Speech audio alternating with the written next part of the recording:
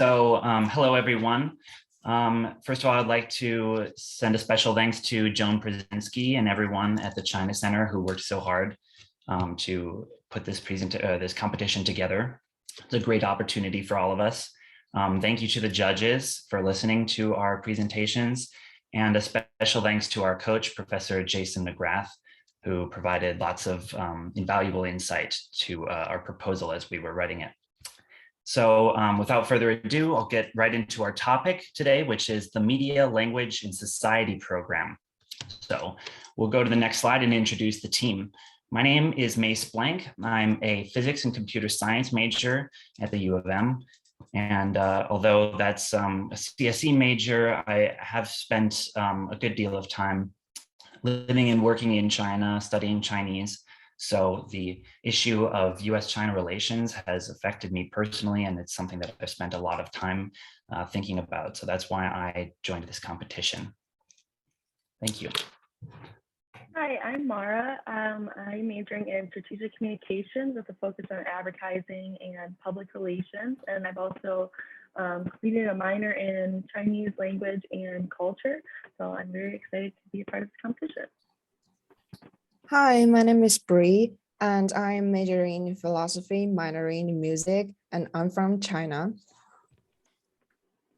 Hi, everyone. I'm Kit Strickland, and I'm majoring in marketing and Chinese. I'm also in the Chinese language flagship program here at University of Minnesota, so I am also super excited today. We can head right into our agenda if everybody's ready. So we are super excited to present our idea today. This is sort of an overview of our presentation. So I'm going to start us off visiting the theme and the topic of the project today, and then Mara is going to go into the relevancy of our solution and discuss some of the challenges that cause tension in the U.S.-China relationship. So Mace is then going to dive into our solution for improving that relationship through our Media, Language, and Society program. And then lastly, we have Bree exploring the program's feasibility and how it would realistically operate. And then finally, we're going to end our presentation with why the Media, Language, and Society program could really be unique and impactful. I'm going to go right into the theme of our proposal. So I think our real goal with this program is creating a meaningful and unique engagement between the two countries. We really wanted to focus on the ways in which we can impact and develop the connection between the two. A lot of this will be happening through its students, its institutions, and media.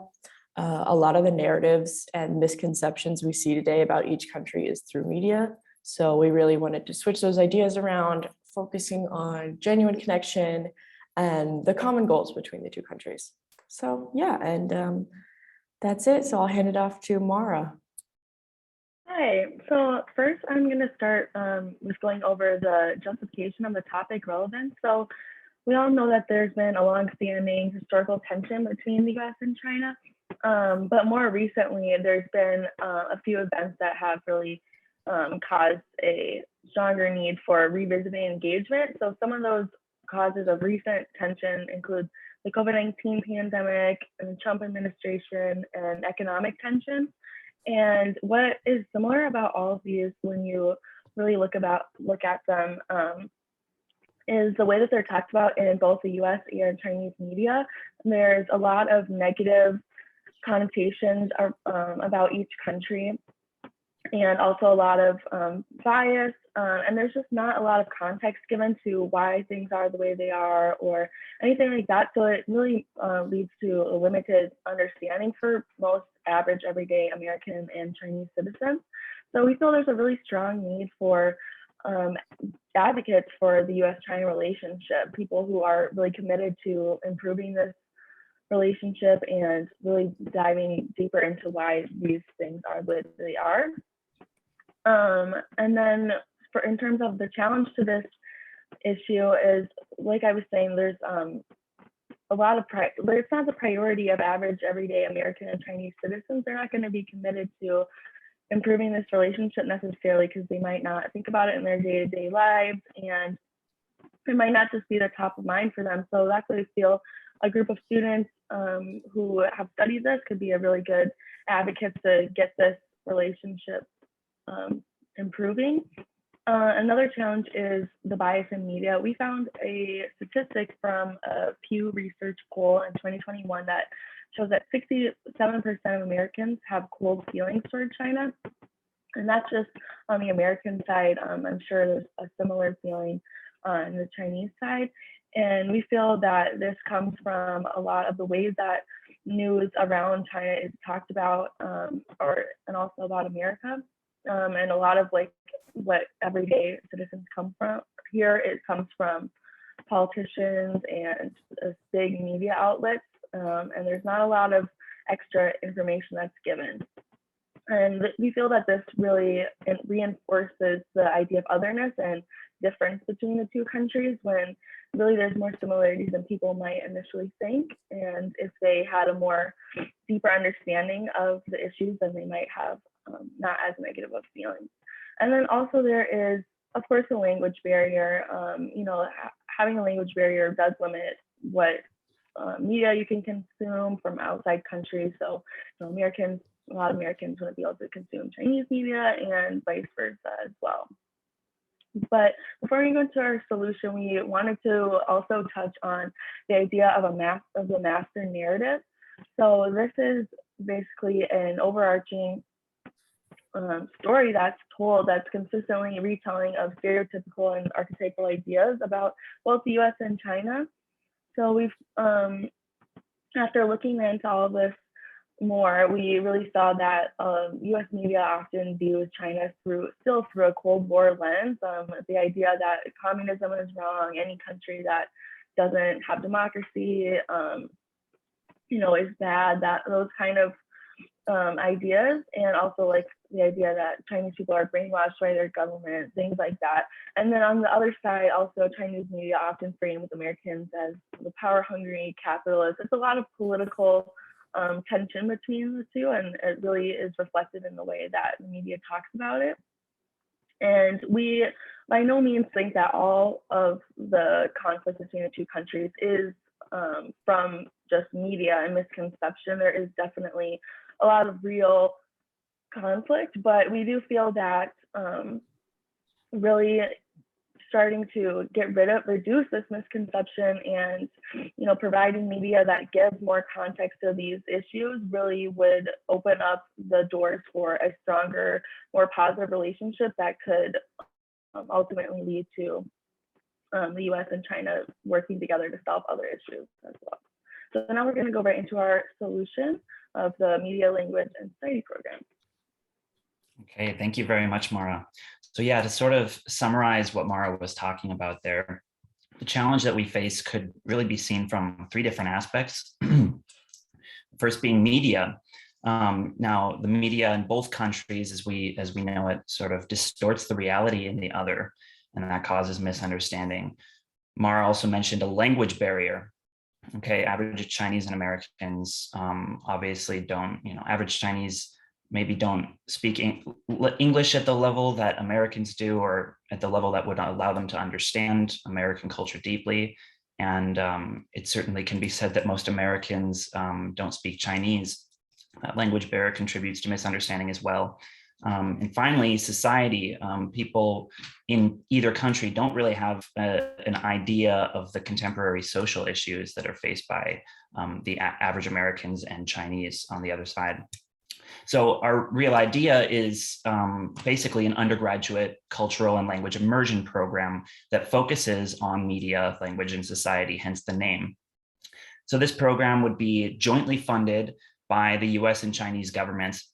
And we believe this is important because, first of all, it will the students who participate in this program will be Chinese and American. They will pair together at the beginning. We firmly believe that any kind of engagement, or the theme of this is engagement revisited. Any kind of engagement in the future should really involve both China and the US. And the more areas of cooperation between China and the US that we have, will give basically the more stake that we will have, the Chinese government and the US government, in improving relations going forward and not moving in the direction of Cold War era relations. So this program would be jointly administered by, for example, the U.S China Center and a Chinese partner university yet to be determined. Now, it would be 2 years in length. Chinese and American students would pair up at the beginning, equal numbers of each, and each would host the other. And by host, I mean that loosely, but not live in their home necessarily, but act as a language partner and a cultural guide throughout. Each would host the other for 1 year in their home country. So for example, Chinese students, the program starts in the US, where Chinese students visit the US, and then they have their American host students and they take classes there. And then the second year of the program would see their American counterparts go to China. So that's the program overview. We can move to the next slide. Okay, so the real core of the MLS program is, of course, its curriculum. Okay, so in keeping with the theme of media, language, and society, we would have 3 core courses, probably around 3 credits each for a total of 9. First of all, it would be a critical media studies course. Now, critical media studies would sort of be a survey of how media narratives in each country portray the other, how these narratives differ from reality, and how they influence public perceptions. Students who take this course would be expected to have reading and listening skills in their target language to understand print, broadcast, and digital media, as well as the speaking skills to discuss them. So to be clear, all of these courses would be directed toward the visiting students. So a Chinese student visiting the US would take these courses in English, and an American student visiting China would take them in Chinese. Okay, so it requires a really high level of, it really requires a high language level in order to participate, but we think the benefits will be enormous if for the students participating, because they'll be able to analyze these issues deeply. Now, Mara mentioned the master narrative issue, right? So a final project, for example, in this class could be to examine one of these master narratives and show how it distorts the reality or the perception of the average Chinese to the average American and vice versa. For example, Mara mentioned that sometimes the U.S. media portrays Chinese citizens as brainwashed because of the censorship issue. Anyone who's talked to a Chinese person here in the United States or has spent any time in China knows this is simply not true. Chinese media often portrays Americans as unwilling to wear masks, for example, and generally disregarding of public safety. I know myself because I read plenty of newspapers when I was in China. That's also not the case. Any non-mask wearers are probably the minority of American society, and we're all sure of that too.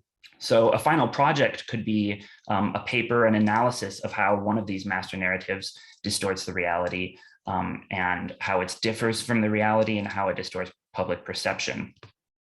The next course, focusing on language, would be Chinese English literature. So Chinese literature for the Americans, English literature for the Chinese visiting the US. This would sort of be a survey of some of the most important literary works in each language and their influence on contemporary culture. Students would read excerpts from these works and would be required to read one full book by an author of their target language. A final project for this class might look something like, writing a paper on, in their target language about a particular work of literature and how it has shaped contemporary society. And the final course on the list would be contemporary society, of course, contemporary Chinese society for the Americans, and so contemporary Chinese American society would sort of be a sister course to critical media studies, sort of meant to provide students with a more contextual look at the social issues in each country in order to better understand how the media distorts this reality. So one example is that, the reason that we believe that perceptions are so cold between two countries is because we really have the average American Chinese, they rarely have the empathy toward the other because they don't understand the issues that the other faces. So shining a light on these issues, we believe, is very important. One example would be issues that the average Chinese person faces that an American wouldn't understand would be extremely high rent prices. Anyone who's ever been to China or talked to a Chinese person knows how enormous the stress is of trying to figure out how to purchase a house, given that wages are still relatively low there. It affects everyone's life in an enormous way and puts enormous pressure on everyone.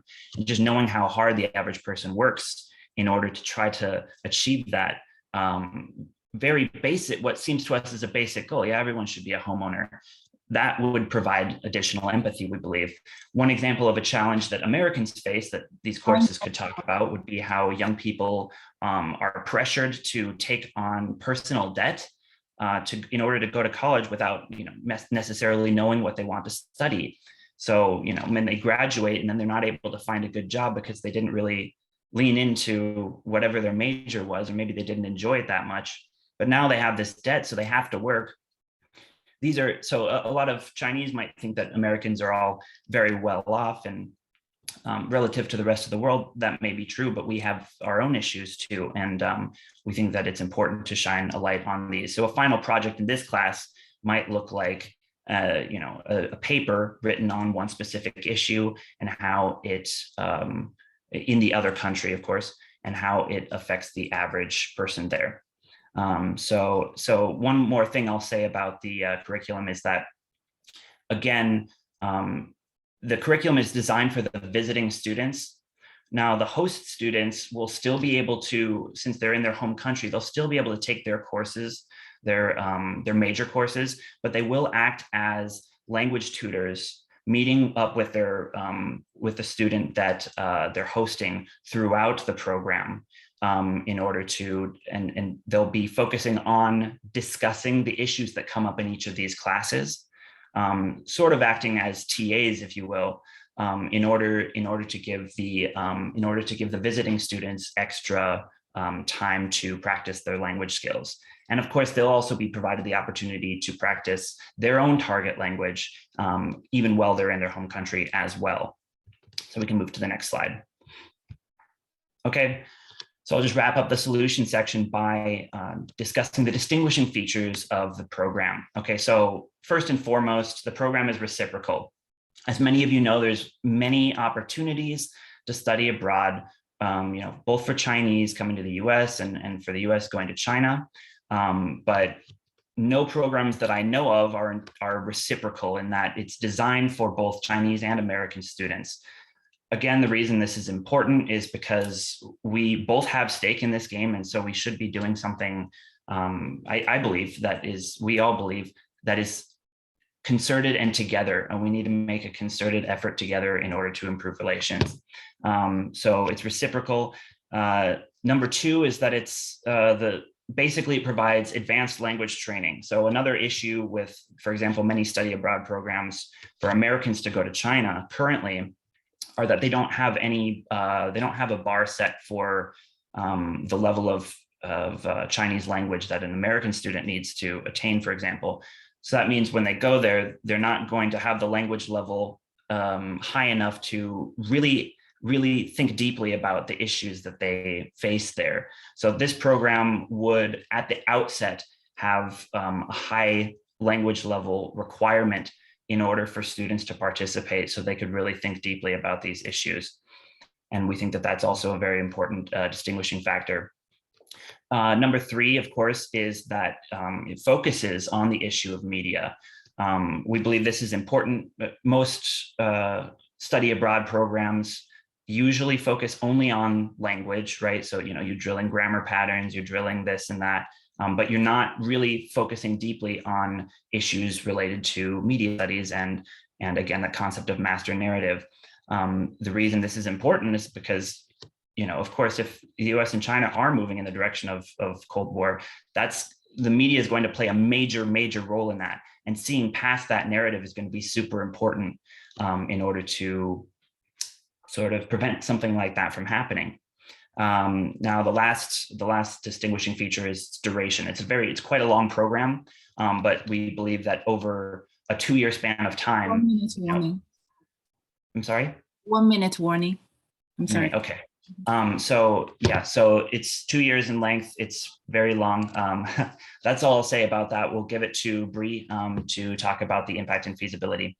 So for the feasibility, the crucial thing about our program is the funding, but we'll have host students be tutors, so the pressure of funding and forming a faculty could be reduced.